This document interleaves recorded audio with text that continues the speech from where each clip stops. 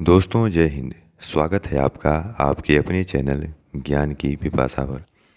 अगर आपने अभी तक चैनल को सब्सक्राइब नहीं किया है तो जल्दी से चैनल को सब्सक्राइब कर लें ताकि चैनल से संबंधित सभी प्रकार की अपडेट आपको मिलता रहे। दोस्तों आज के इस वीडियो में हम बात करेंगे कि आखिर वे कौन सी शर्तें होती हैं जिसके बाद किसी भी पार्टी को राष्ट्रीय पार्टी का दर्जा दिया जाता है। इसकी चर्चा हम इसलिए कर रहे हैं क्योंकि अभी हाल ही में बीते दिनों गुजरात और हिमाचल प्रदेश विधानसभा के चुनाव के नतीजे सामने आए हैं। गुजरात विधानसभा के चुनाव में इस बार आम आदमी पार्टी को 5 सीटें मिली हैं। इसके बाद आम आदमी पार्टी दिल्ली, पंजाब और गोवा के बाद गुजरात में भी सीटें जीतने में सफल हो गई है। यानी अब आम आदमी पार्टी को इन 4 राज्यों में राज्य स्तरीय पार्टी का दर्जा मिलने वाला है, मिल जाएगा। अब दिल्ली और पंजाब में उसकी वैसे ही सरकार है और गोवा में उसको राज्य स्तरीय पार्टी का दर्जा पहले से ही मिला हुआ है। अब गुजरात में 5 सीटें जीतने के बाद गुजरात में 5 सीटें जीतने के बाद अब उसे वहाँ भी राज्य स्तरीय पार्टी का दर्जा मिल जाएगा। आम आदमी पार्टी अब देश की 9वीं राष्ट्रीय पार्टी बन जाएगी। तो सवाल यह है कि वे कौन सी शर्तें होती हैं जिसको पूरा करने के बाद किसी भी पार्टी को राष्ट्रीय पार्टी का दर्जा दिया जाता है, और एक राष्ट्रीय पार्टी का दर्जा प्राप्त करने वाली पार्टी को कौन कौन से लाभ मिलते हैं। दोस्तों, चुनाव आयोग के अनुसार राष्ट्रीय राजनीतिक दल के रूप में मान्यता प्राप्त करने के लिए कुछ शर्तें पूरी करनी पड़ती हैं। किसी राजनीतिक दल को राष्ट्रीय दल के रूप में तब मान्यता दी जाएगी जब वह निम्नलिखित शर्तों में से किसी एक को पूरा करता हो। यानी इन तीनों शर्तों में से अगर कोई एक भी शर्त पूरा होता है तो उस पार्टी को राष्ट्रीय पार्टी का दर्जा दे दिया जाएगा। पहली शर्त है कि लोकसभा के चुनाव में कुल लोकसभा सीटों की 2% सीटों पर जीत हासिल करता हो, या फिर ये सीटें कम से कम 3 अलग अलग राज्यों में हों। यानी दोस्तों, पहली शर्त यह है कि लोकसभा चुनाव में कुल लोकसभा की सीटों यानी 545 सीटें हैं, 543, तो 543 सीटों की 2% सीटों पर जीत हासिल तथा ये सीटें कम से कम 3 अलग अलग राज्यों से हों। दूसरी शर्त यह है कि लोकसभा या राज्यों की विधानसभा चुनाव में 4 अलग अलग राज्यों में से कुल वैध मतों के 6% मत प्राप्त करे हों तथा इसके अतिरिक्त 4 लोकसभा सीटों पर जीत दर्ज करें। तीसरी शर्त यह है कि यदि कोई दल 4 या इससे अधिक राज्यों में राज्य स्तरीय दल के रूप में मान्यता प्राप्त कर ले।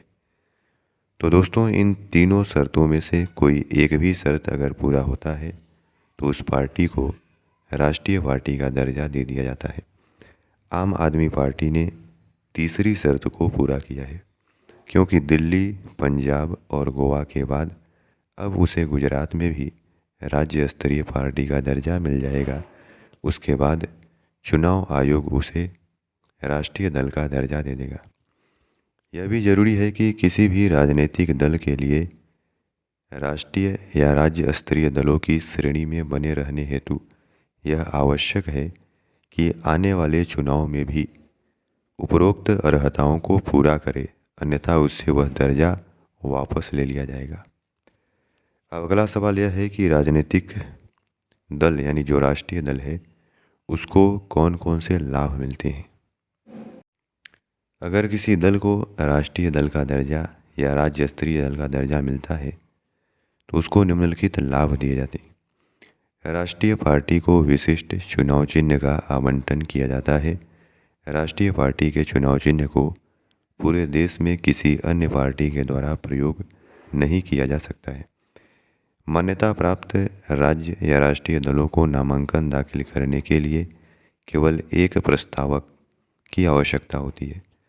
मान्यता प्राप्त राष्ट्रीय दलों को चुनाव आयोग की तरफ से मतदाता सूची के 2 सेट मुफ्त में दिए जाते हैं। इसके साथ ही इन पार्टियों से चुनाव लड़ने वाले उम्मीदवारों को आम चुनाव के दौरान मतदाता सूची की एक प्रति मुफ्त में मिलती है।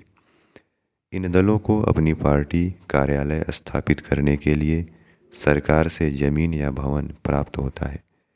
राष्ट्रीय दल चुनाव प्रचार के लिए 40 स्टार प्रचारक रख सकती हैं, जबकि अन्य पार्टियां 20 स्टार प्रचारकों को रख सकती हैं। स्टार प्रचारकों का यात्रा खर्च उनकी पार्टी के उम्मीदवारों के चुनाव खर्च के हिसाब में नहीं जोड़ा जाता है। चुनाव के समय को पहले उन्हें राष्ट्रीय और राज्य स्तर पर टेलीविज़न और रेडियो प्रसारण करने की अनुमति देना, ताकि वे अपनी बात को ज़्यादा से ज़्यादा लोगों तक पहुंचा सकें। दोस्तों, चुनाव आयोग ने 22 अगस्त 2016 को एक नियम में संशोधन किया। इसके तहत अब यह 5 के बजाय हर 10 साल में राजनीतिक दलों की राष्ट्रीय और राज्य की स्थिति की समीक्षा की जाएगी। अर्थात 2016 तक जो दल राष्ट्रीय पार्टी का दर्जा पा चुके हैं वे 2026 तक इसे बनाए रख सकेंगे। हालांकि नई पार्टियां इसमें जोड़ी जा सकती हैं। दोस्तों, वैसे तो हमारे देश में कई राजनीतिक दल हैं, लेकिन 8 पार्टियां ऐसी हैं जिन्हें राष्ट्रीय दल का दर्जा मिला हुआ है। इनमें भारतीय राष्ट्रीय कांग्रेस यानी इंडियन नेशनल कांग्रेस, भारतीय communist party, Bharatiya Janata party, भारतीय कम्युनिस्ट पार्टी मार्क्सवादी,